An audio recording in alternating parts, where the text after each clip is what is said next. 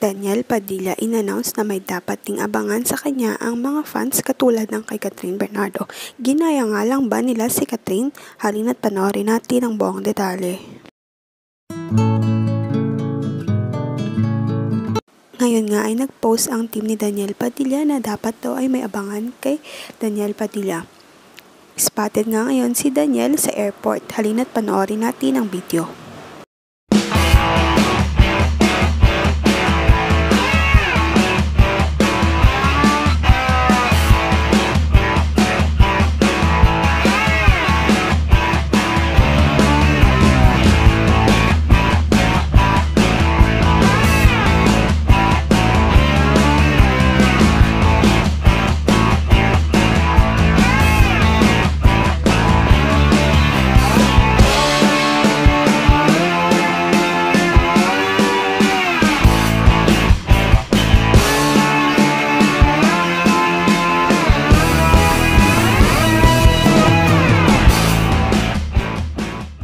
Sa ngayon, maghintay na lamang ng latest update sa Katniel.